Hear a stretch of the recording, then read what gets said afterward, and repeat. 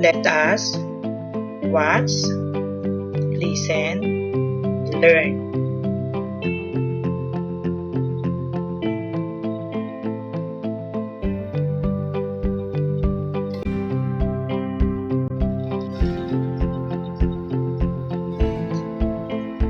Okay, our new lesson for today is about sewing machine.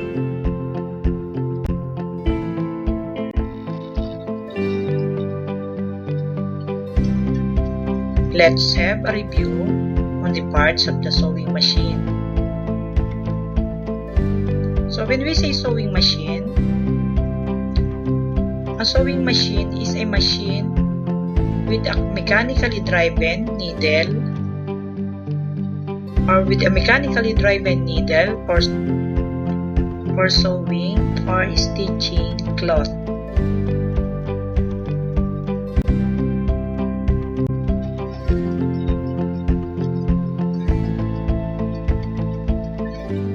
Parts of the machine.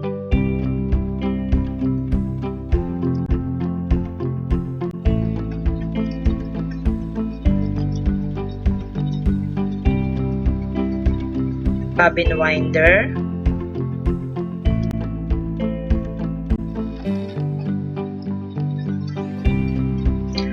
a bobbin winder helps to wind the thread on the bobbin and help to distribute the bobbin thread evenly so that it will be compatible with the tension of the top sewing machine thread.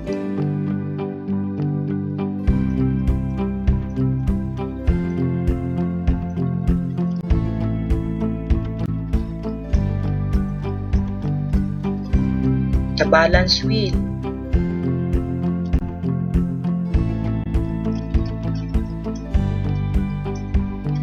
The balance wheel or hand wheel is the round wheel located at the upper right of the sewing machine. The balance wheel will manually advances the sewing machine.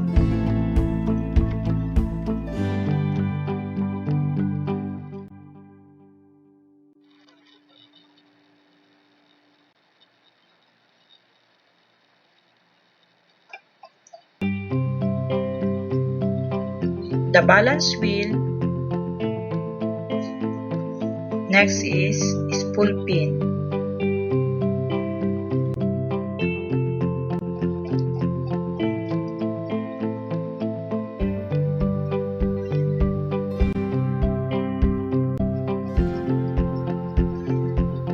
The spool pin holds the spool of thread. It can be horizontal or vertical in place.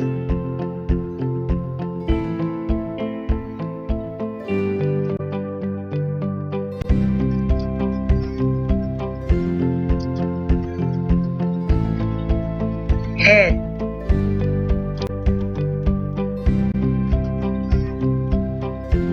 The head is the complete sewing machine without a cabinet or stand.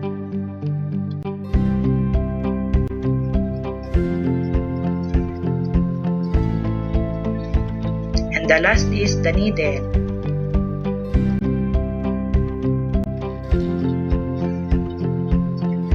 A sewing machine needle is a specialized needle for use in a sewing machine. A sewing machine needle consists of shank clamped by the sewing machine's needle holder.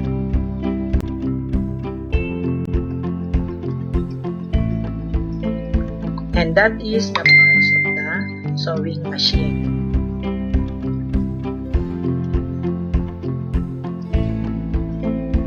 The bobbin winder, the balance wheel, spool pin, head, and the needle.